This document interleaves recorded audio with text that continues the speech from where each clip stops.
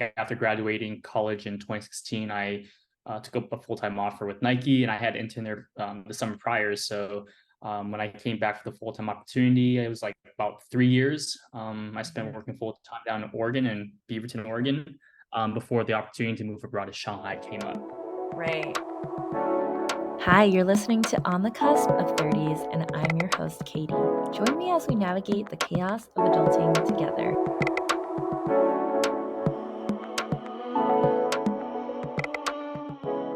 In today's episode, we're exploring one man's journey as he realizes his dream of working abroad in Asia. From Seattle to Shanghai, Daniel's story will captivate you as we explore his adventure as an expat. I will start off by saying, welcome, Daniel. Hey, Welcome to Katie, the how's it going? podcast.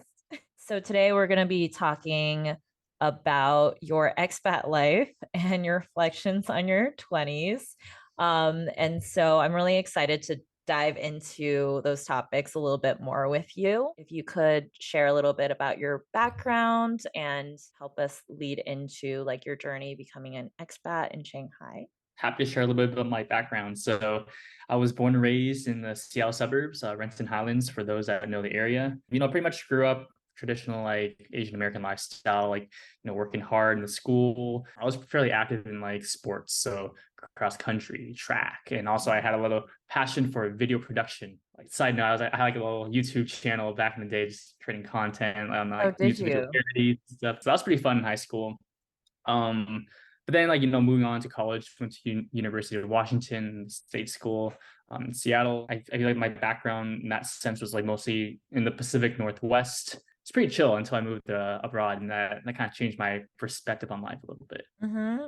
That's probably where I have a lot of questions for you because I ended up just working and living in Seattle. But yeah, before we dive into that, actually, a little context. We actually met through photography and content creation back in like 2017 or so. You were already doing like portrait photography, and I was also like really interested in like photography and video, kind of like working on my own content creation stuff at the time. We both had like following us on Instagram, and then we reached out Yeah. like, hey, like, I'm in Seattle, you're in Seattle too, and we'll just meet Uh-huh. up for coffee and kind of exchange ideas on how to, like fight against the Instagram algorithm at the The time, like Instagram 2016, algorithm. 2017. It's still a constant battle today as it is, right? But I mean, like back in the days, it's more about, how do you create content that more connected with the audience and more Mhm. meaningful. So that was kind of a interesting conversation we had. Like that was pretty cool too. We kind of connected over that and just kind of chatted Right. about, the creative content lifestyle for all of us. Yeah, I remember us talking about Instagram quite a bit. Even back then, you told me that you had an interest in potentially living abroad. Yeah, so like I guess kind of take a little back step on that. Like after graduating college in 2016, I took up a full-time offer with Nike, and I had interned there the summer prior. So when I came back for the full-time opportunity, it was like about 3 years. I spent Mhm. working full-time down in Oregon, in Beaverton, Oregon, before the opportunity to move abroad to Shanghai came up. Right. Well, what sparked your interest in living abroad and then eventually taking on the opportunity to work in China? Yeah, that's a great question. So I guess growing up, like my family, like my mom, dad, and brother and I, we would like do like a family trip every single summer. And that would be like, across the US where I would visit relatives from both sides of the family. And then sometimes we do like an international trip, like either it's Canada or maybe like it's the Netherlands or Mexico. So curiosity was like, I guess, ingrained in my lifestyle from a very young age. And I was just like always curious to learn about other cultures and just kind of being immersed there. We never really did like all the touristy things, like all like bucket lists and everything. We just kind of went there to kind of like soak up the environment, the local vibe, the people. So it's more laid back in that sense. So I thought, if we go to all these different countries, I feel like living there wouldn't be so difficult, or at least, from hindsight, it doesn't look as difficult. But like from that perspective, it didn't seem as intimidating as what other people would think it would be. So but to kind of like lead on to that, in 2014 was my first time going to Hong Kong, and my both my parents are originally from there. So I thought, like going to Hong Kong, it's gonna be like another like and just like another Chinatown in the US, but I couldn't have been more wrong with that. Once I was there in So 2014, I'm different. like, wow, this is like an amazing city. It's very modern, very fast paced. And I just wanted to go back every single year after that and just kind of visit learn more about the culture. I had friends there too. Like one of my good friends from high school, he's originally from Hong Kong, so he kind of showed me a different side of the city. And I'm like, you know what? I think I can see myself living and working in Asia one day. So that kind of spurred my interest to go to Shanghai. I'm like, well, Nike has an office in Shanghai, so why not take an opportunity for that? Mm-hmm. At the time, what were your expectations going into that? Like, in terms of actually realizing that dream? Right. Yeah, that's a great question. I think that one of the biggest hurdles, or one of the many hurdles there were, was probably like the um probably the language barrier and culture barrier, right? Like living as an Asian American in the US is very different compared to anywhere you would live in Asia. Education system growing up is very different. The way you think in terms of like analytical thinking, critical thinking, creative thinking is different. And I Yeah. believe, the way you're brought up in school and education systems, that's kind of how it parlays into like the working culture itself. Like that's how you communicate with your superiors, how you do group work and things like that. That would be one of the big hurdles I would encounter in China, because communication styles are very different than how we communicate in the West. So Mm-hmm. that would be one challenge I always had in the back of my mind. It's like, will I survive that? Will that add Yeah. extra stress on top of learning a new language, a new culture, being away from friends and family, etc. But also, I feel that there's a lot of uncertainties. Like I've never lived abroad before in my life. I'm basically picking up my bags my whole entire life, and what I've created in the past 25 or so years to take an opportunity in an unknown land. I have no idea if it's going to work out. I don't have a backup plan except for moving back home. So there's a lot of unknowns, and I think being able to um, know and understand that everything will be okay was super important to kind of overcoming those Mhm. hurdles. And Yeah. along the way, like asking for opinions from like close friends and family members, like you're gonna have those that support you, those who are gonna be more honest and saying, hey, maybe that's not a great decision. And but at the end of the day, to be honest, you have to listen to your own gut, like what your heart really wants and the opportunity and the benefits of that. So Mhm. that's what kind of helped guide me towards the right decision to take the chance and just try a new life there. Did you have any expectation as far as the duration that you would be there? Were you originally thinking like a year to start, or was there like kind of a set expectation there? I think the expectation for me was that I would be there for at least 1 year to begin with. Hmm. Realistically, looking back, 1 year is definitely way too short to get used to a new culture, get accustomed to the lifestyle there. But I'll give myself probably 3 years, or I would have given myself 3 years, just because you want to get some sort of benefit out of working there for a certain amount of time. And I feel that anything shorter than a year, it's really hard to kind of say, hey, I'm here trying to live a new lifestyle and trying to create something out of it, rather than kind of being there as like a temporary visitor. The mindset there is the biggest difference, right? So if you're like on vacation mode for 1 year versus on like you're living there for 1 year, the way you approach life, how you make friendships and all that kind of stuff is very different. Hmm. So I want to embrace more of a permanent mindset until something else in life pushes or pulls you in a different direction, and then Right. you can make the decision to pivot. Gotcha. Could you just walk me through briefly, like, that opportunity with Nike to like work abroad, and like sort of what did you, have to make any changes in your role? What did that actually look like for you? The way work was going at Nike was that we were ramping up on our e-commerce experiences, right? So we had like the whole entire Nike.com revamp Hmm. um, when I first started work, and then we were kind of moving towards, building this basically a how do I say it? It's like a very remodeled or revamped Nike.com experience, right? It's very old. We wanted to make it more new, make it more fast for people to buy their shoes, their clothing items, the latest hot drops, and all that kind of stuff. Yeah. And we were doing global expansion, right? China was a big market for us, and that's an opportunity that we want to take on. But at the same time, we didn't really have an established team from Nike in Shanghai, which is where the headquarters was for China. Yeah. And then, it was actually during an all hands. Someone actually was my one of my directors. She was saying like, yeah, we're expanding our operations and we're opening up the China digital studio. And I was like, China digital studio. That kind of perked my interest a little bit. So I just kind Yeah. of brought that up in my one-on-one conversations. Got really excited. And I was just like, you know what? Like, hey, like, what can I do, or how can I help you to, expand the program in China? Because that's something I'm very interested in. And then just kind of work with her closely. And then we had like an action plan to say, hey, if you meet these like development things to kind of help the team get off the ground and build up a quick application and have a POC ready, then I think there's an opportunity for you to contribute more to the team long term.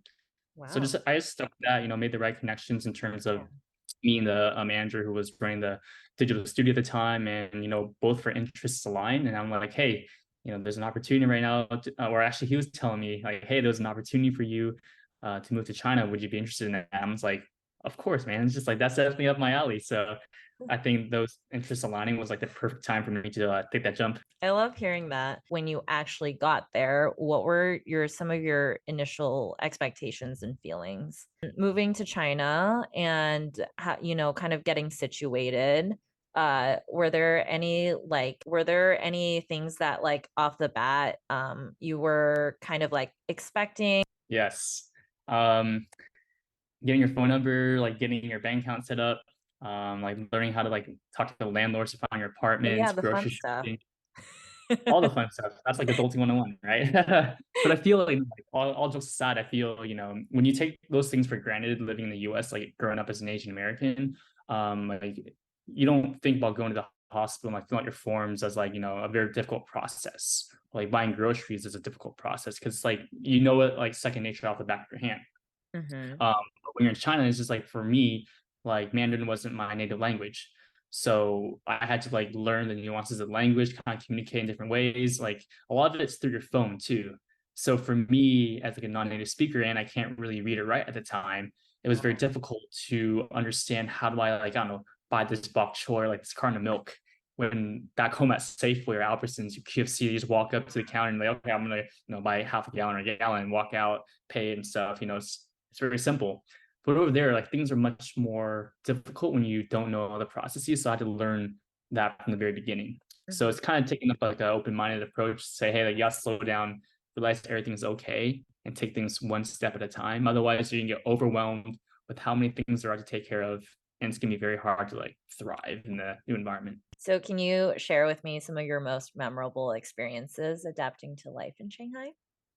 Yeah, sure. Like some of the most like fun experiences while adapting to life in Shanghai were probably the people and the communities I met while living abroad. So a lot of my friend circles were from Nike, like those who I met while working in Shanghai. So outside of work, we did a lot of sports, a lot of events, a lot of gatherings too in China, and Mhm. I guess in Shanghai because it's a very metropolitan city, very big. Yeah. A lot of times after work, we kind of socialize, have group dinners, or we would have like we would have like even a secret Santa during the holidays and things like that. So Mhm. it's like very fun. A lot of us or a lot of them, they studied abroad, or they had like some sort of like American cultural context background too. So communication wise, it was a little easier to kind of assimilate and talk about different things like our backgrounds, where we are in life, how's work, and things like that too. So that was a lot of it helped a lot with the commonalities. But then also outside of that, like a lot of the sports I was a part of was particularly like running, or in the biking scene. There's like a lot of free workout communities out there. Like there's one called Fit Fam that wakes up at 5:30 in the morning and like runs 10K or like 6 miles to the riverfront back where they call it the Bund. Oh So it's my very gosh. nice. It's all before work. That's so Um, scenic, right? it's Getting some of the very sun scenic. outside. Yeah, it's like right at sunset or sunrise, Uh-huh. you meet at the park and then you run towards the Bund. You see the whole entire old Shanghai streets. You see the waterfront, like kind of the contrast and different like juxtaposition of like the old architecture, the new one, the Mhm. skyline. So it's like pretty amazing experience too. And you're working out, so it's like really healthy, right? Oh man, yeah. Yeah. That's such a great way to meet new friends. I'm personally not a morning person, but I could be a morning person if I get to do something like that. That sounds amazing. Were you always interested in running? In high school, I was really active in like cross country and track and field. I ran like mid distances, like 400, 800 Yeah. relays, mile. And then my coaches in high school were very inspirational. They always told us to like, be very motivated. And I feel like we got a little bit brainwashed from our coaches in a very good way. Our team was very tight knit. So I guess that kind of carried over into like post college life, where that's a lifestyle, working out, keeping a good routine, building healthy habits, kind of working on goal setting. That applies not only to running or fitness, it just applies to life in general, right? If you want to tackle a big goal, you can use that framework too to kind of like achieve what you want. So in Shanghai, living a new life abroad, what was most familiar to me at the time was running. and I found the running community there. Eventually got pretty involved with some coaching with a club called Runners High. So they Mhm. would meet in the evenings and they would have like events and races on the weekend. So that felt like that cross country and track and field community I Mhm. missed back home. Yeah. So that was to kind of like find that like home away from home sort of vibe, and that was a very wholesome moment for me. I was just immediately thinking that is such a great way to also like integrate yourself with that city and get to explore all the places around in like Mhm. such a organic way. And also, do something that's like it feels a little bit more like local. For sure, for sure. And then one thing I want to add on to that too, like the running scene in Shanghai, it's pretty new, I guess Oh, it relative to is. what we have back in the US. Yeah, so running is like, I think in China, like as people are enjoying more activities and things outside of their work schedules, they're participating in a lot of leisure activities like fitness, like boxing, like body jamming, all that kind of stuff. And now there's like running, right? It's like trail running, marathon running. Mhm. So to kind of see people like grow up with the sport in its very early stages, it's actually pretty inspirational to see how they like see the sport as a way of life, as a way of meeting new people. In terms of like your observations on like people living in Shanghai, like in their early, mid, late 20s, what would you say like people typically enjoy doing after work and on weekends? Are there like go to things that people in Shanghai like to do that's like different Yeah, from in the US? for people in their 20s outside of work and on the weekends, one activity I can think of that comes to the top of my mind is probably karaoke, right? They call it KTV over there. In the sense where you kind of have a group of friends, go out for a night. You can like book rooms, sing along to songs like old Chinese classic songs, some pop Mhm. songs here too. But there's one place I remember just called Chun K in Chinese. It's one from like Taipei, and what they do is basically have like the best beef noodle soup, the best dumplings, the best food you can order, like Love beef snacks. noodle soup. Yes, for karaoke. So basically, people sometimes we like have birthday parties there. We go there for the food, and then karaoke is like and like the secondary part of the night. So it's like a really fun experience. It's more social. It's like the equivalent of like what people would go to the clubs in the U.S. Right? It's kind of like your social activity with a close group of friends, and like everybody sings. So it's fun overall experience. Yeah, that's definitely more of my vibe. So I love that. Like, how is the work culture actually like? Like, how much time do you actually have to have that social life? I mean, I know like, you were an expat, so you were obviously working for an American company, but were there still some differences in terms of like the work culture? Actually, I was able to observe some like the working culture through friends and friends of friends too. So the Jojo Liu, it definitely exists within the company, whether it's like a multinational company or a domestic company. But what it comes down to, I believe, is more about how the management style differs between like Western management and local management. So if you have more in China, to kind of give you a context of that, there's more of a hierarchy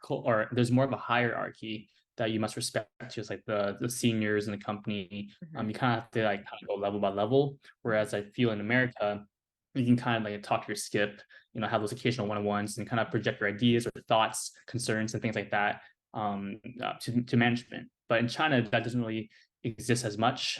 So it depends, if you're working in the merchandising department, there might be more local management because you have to work with the suppliers, the different agencies within China.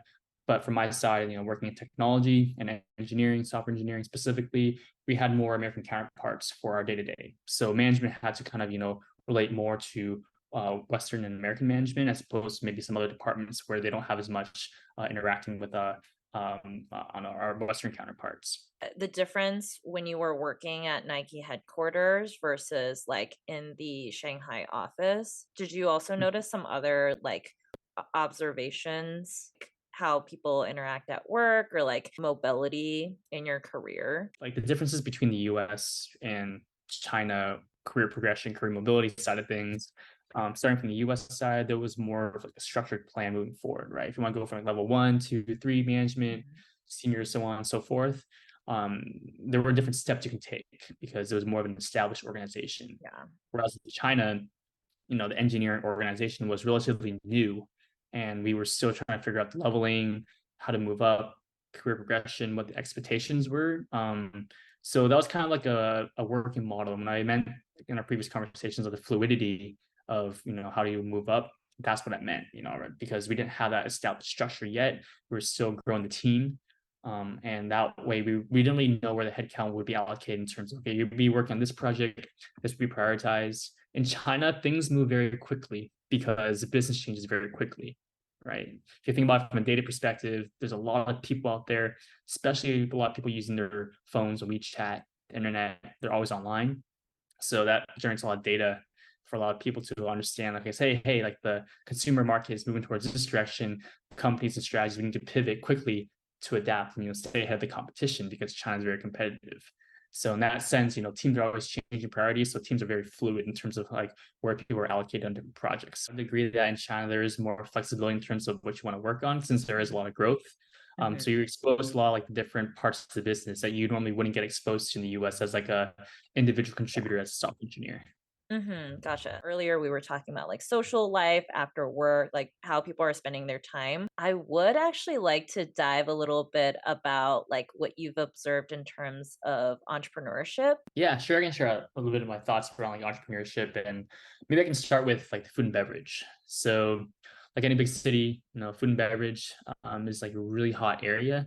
People always want the latest coffees, the latest like beers, fast food, late night snacks, fancy restaurants. So there's a plethora of opportunity for a lot of people, like locals and expats alike, to Mhm. actually find an opportunity, work with like friends, partnerships, collaborations to kind of start up something new, right? Shanghai, being like a very cultural hub in mainland China, there's a lot of opportunity for people to say, hey, I want to like fusionize, American food or like Italian food, Chinese food, or like Sichuan food with like French food, right? There's different creations, different cravings that people have. It's very unique. So a lot of times, just getting the license, the permits to open up your own restaurant, start the operations.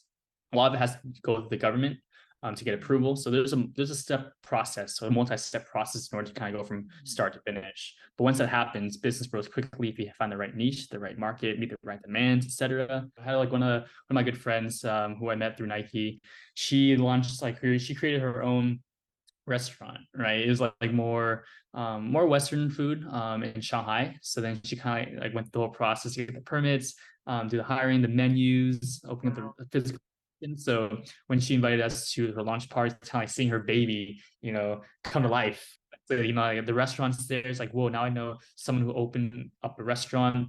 And it had a lot of people going there, and like China's version of Yelp, like it's called Dianping. Like it started getting a lot of reviews, great reviews, like a lot of people showing up, and then like the word spread. So there are more and more customers too. So to kind of see that the process come to life was pretty inspiring to kind of like, and she had a full-time job at the time. So it takes a lot of work and dedication, but it just goes to show if you put your effort into it and your passions comes to life. Yeah. And yeah, another friend, she opened up a cafe when she was working full time.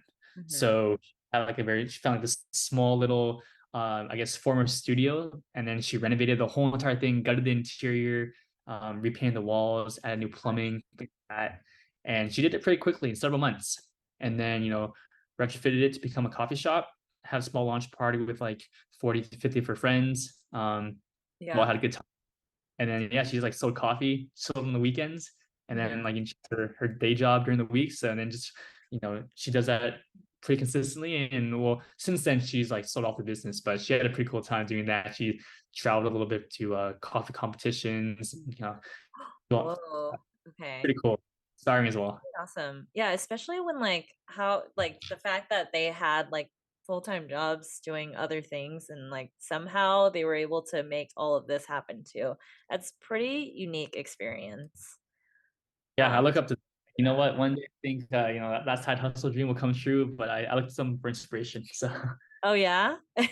Well, now you know people who've already done that, so they can give you advice whenever you're ready to do it. I know one of the topics we hadn't hit on was dating in Shanghai, and um if you're cool with it, I'd love to just ask you like what is the difference between dating in Shanghai versus in uh like Seattle or New York?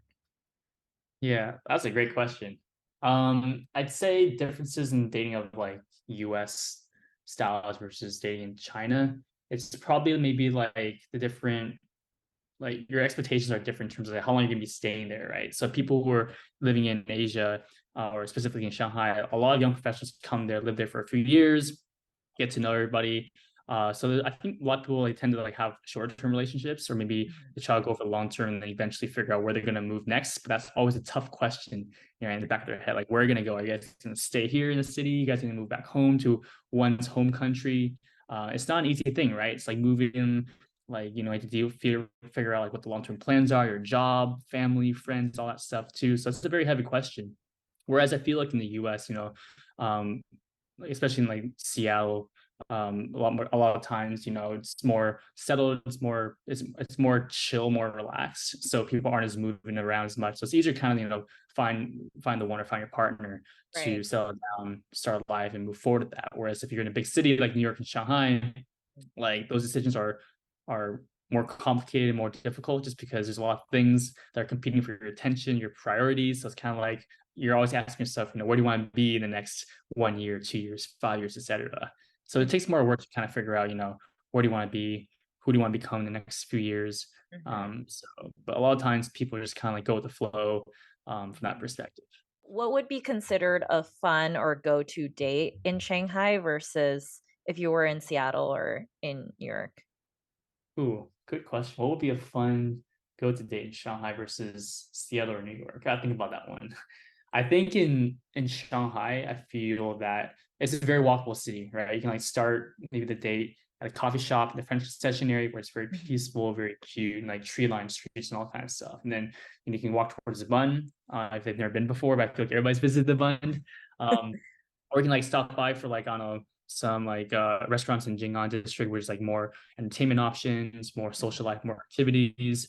Or you can end the night at a jazz bar, because Shanghai is well known for their jazz as well too. It's Mhm. very peaceful, very laid back, kind of cool, like Yeah. throwback to old times. Mhm. There's a lot of things that cater towards all different audiences and different interests. Whereas in Seattle or New York, I feel like maybe you gotta drive everywhere. Mhm. And in New York, you gotta take the subway everywhere. So there's a lot more transportation That's a good time point. and from. So your options are more constrained geographically, I would say. That's true. So then your hypothetical date in New York or in Seattle would look like. Ooh, fill in the blank. I like that question. My hypothetical date in Seattle or New York would probably be like, just get coffee or a drink, depending on the time of the day. And then I like walks, right? It's like you get easier to get to know somebody, so you can find a nearby attraction or waterfront, kind of just like Mhm. chit chat, take things slow. It's my Yeah. pace of life nowadays. Mhm. Yeah. Yeah. Good answer. Good answer. We've talked a little bit about your life in Shanghai and working in Shanghai. Um can you just briefly recap how long you were actually there for? I was working and living in Shanghai for a little over 3 years. It's from like August 2019 to October 2022. And side note, during the whole entire time, I only had about 6 months in China where there was no COVID, and Oh then the yeah, rest of the years, that was like during the COVID policy that's and right. stuff. So that was a very interesting time to live through. That's right. So in 2020, early 2020, there was like the country closed its borders. Borders were closed. You can't leave the country. You can't enter without like the permits and stuff like that. But the actual lockdown, that was in 2022. Mhm. That was in March and April 1st. I always remember April 1st because that was like the biggest April Fool's joke, I think. It's like lockdown, all of a sudden, boom, it's like 2 months or something goes by. What But timing? yeah, what timing? But then the actual lockdown in 2022, I was already in China. And actually, like 2020 and 2021, it was pretty calm, relatively calm, nothing much to think about COVID and stuff. But then 2022, when I was actually just living like an everyday life, I heard about the lockdowns in Pudong, right? So there's Mhm. like two parts in Shanghai, Pudong, which is like east of the river, Mhm. and Puxi, it's like Mhm. west of the river.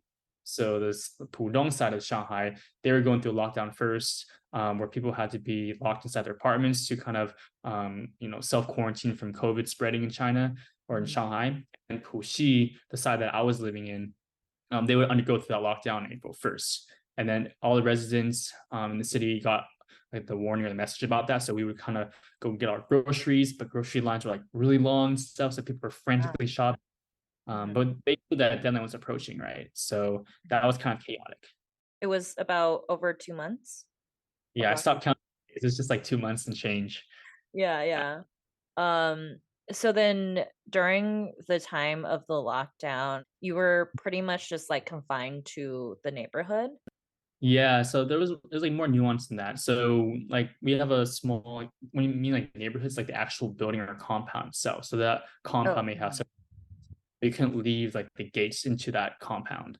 Um or they call it xiaochu, like small neighborhood, right?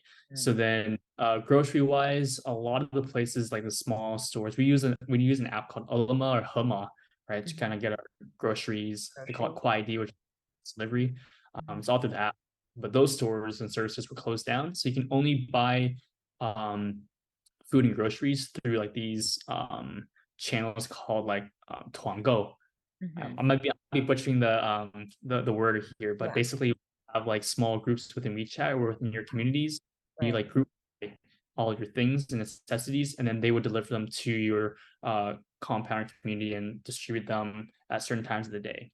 Mhm. We different districts in the city. They also had different like rations that the government would give you, like rice, Mhm. staples, chicken, eggs, Mhm. dairy, all that kind of stuff. Yeah. Um, but sometimes not all the districts received equal portions. So that was a little bit tough for some people. Shanghai apartments are also a little smaller than I guess what I would rent from if I had to like back in the US. Mhm. So it's Yeah. kind of your bedroom and then switch over Mhm. to your desk to the Yeah. kitchen next door and you kind of like, roam around your apartment. But there's not much movement during the days in lockdown. But I liked it because it's kind of like in the middle of the French session, so it had some charm to it. But a lot of times, like my neighbors, they spoke Shanghainese, so my Shanghainese vocabulary wasn't that great. So it's kind of hard to like communicate with them. But they're very Right. friendly, nice. Right. Well, speaking of Shanghainese, I remember you saying that when you first got to China, you couldn't speak any Chinese, Mm. and you were also limited in like, reading and writing. So, how much has your Chinese grown since then in your years living there? 现在还好，我可以讲话。That's I mean, Yeah. it's it's conversational, but honestly, I need more practice with it, and I feel like not living physically in China nowadays. I mean, I gotta find ways to keep myself motivated, But life in China from when I was living there, yeah, it definitely helped a lot when I would have conversations with friends, colleagues, my neighbors, and Yeah. my Chinese teacher at the time who was very good, very diligent about my lessons, and she helped Mhm. me get a good point in about a year, from Mhm. like going from Mandarin to somewhat of a comprehending level for everyday life and some business Yeah. meetings. So that was a tough journey. Right. Feel like it's if you don't try, if you don't put yourself at it and work at it, you can't improve, right? So it's just kind of like you just gotta follow the process, trust the process, just immerse yourself as much as you can. Like tying this in, like your experience in Shanghai to like returning back to the States, how has like sort of like that transition been like for you? Oh, that's a really good question. So the transition from China back to the States to me, um, reverse culture shock was stronger than the culture shock itself. I think the different expectations of going there, like I don't have that high of an expectation. Say, okay, maybe I'll just kind of, see how things turn out, going with an open mind. But then, having lived in the US for the majority of my life, I had this like expectation that return to life would be just like that. Right. It's kind of like, waking up, I take an airplane back home. I'm at home now. I can just pick up my life where I left it off at, right? But that wasn't the case. COVID happened. I haven't been home in about 3 years. 3 years is a lot of time, and I feel like in your mid to late 20s, there's a lot of growth in that period. So you change as a person. Absolutely. Life changes in the US. Life moves on. So to kind of come back home and realize, okay, and I'm in a different place that I'm not so familiar with. I had to Mhm. slow down and realize, okay, this is I got to readjust. To me, that was like a double whammy, and that's why the reverse culture shock was stronger. Mhm. Yeah, and you ended up uh moving to New York City. What was the thought process behind New York City for you? I felt that, moving from Shanghai, where it's a very dynamic city, very fast paced, Mhm. and or moving to New York City, that would be a nice smooth transition back to the US. Right. Yes, there's a lot going on. Whereas I felt like if I moved from Shanghai to a smaller city or even back home to Seattle, Seattle's a great place, for settling down, having family, raising a family, all that kind of stuff, and for your career. But what I was looking for at the time was I wanted to continue like those creative pursuits, the photography, the people, community, And I feel like now is a good time in life where you can kind of gather different perspectives in life. And then, when it comes time to settle down, take things slower, then you're kind of in a good spot to like make that decision and live a very fulfilled life where you can kind of build out that foundation in a very, yeah, very meaningful way. For you, what going through this experience, like what's the most significant impact it has on your outlook? Oh, there's so many things I can think of, but I think the most prominent thing that comes to mind is learning to really live with an open mind and open perspectives, right? People come from all different backgrounds. Don't take everything for granted because we all come from different walks of life. Everybody has value to bring to the table, Mhm, um, as we all have different perspectives, different experiences, and that's what makes us human. I feel like there's so many things out there today, distracted by politics or preconceived notions, false impressions. But until you actually experience someone's culture, mhm, and I speak from experience, right? Living in China, not knowing what everyday life is like, other than learning it from the media or from word of mouth, and being able to understand the culture while I'm physically there, mhm. it's changed my perspective a lot, right? I guess like having living abroad, does that make you want to move around even more? At least for me, I'd be lying if I was saying I don't want to continue exploring. And I Mhm, feel like it's inevitable. When you live abroad, like you want to keep exploring different cultures, but constantly moving a lot of time too, it gets tiring. Especially when you get older. Like it's mhm, like you gotta move up, pick up your bags, go through the whole process again. Reverse culture shock and culture shock itself. I think from what I've heard too, you'll go through that no matter how many times you lived in a different country, right? It's always a mhm. process, like a transitional phase, and an adaptation phase too. So yes, the thought in the back of my head says so that I would like to try a new place. It's a matter of like, okay, can I muster the energy to do that all over again in a new country, a new foreign area?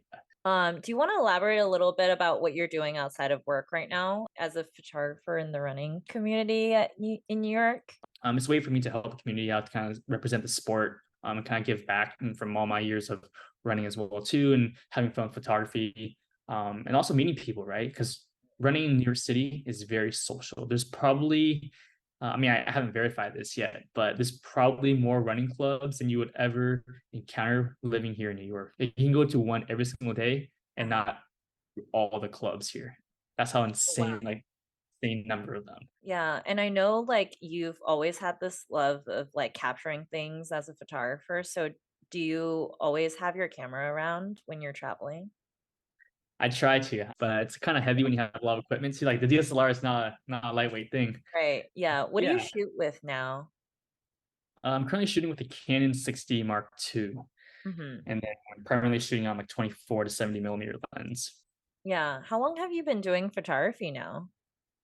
Oh wow, I'd say in total probably about 10 years.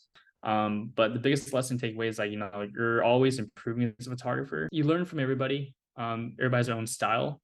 So I think that's the biggest takeaway too. Like it's pushed me where I want to like try a lot of different genres, not only portraits, but maybe landscape, Mhm. maybe more travel, Yeah. maybe more event stuff where it's more spontaneous and you capture those moments where you can't really Mhm. stage things. It's all about the candidness, of the portrait. I think there is something to be said about like just the power of documenting life through something like photography. It's just like for me too, with both photography and with video, I've always enjoyed like the documentation part of it, being able to capture it and something to like look back on.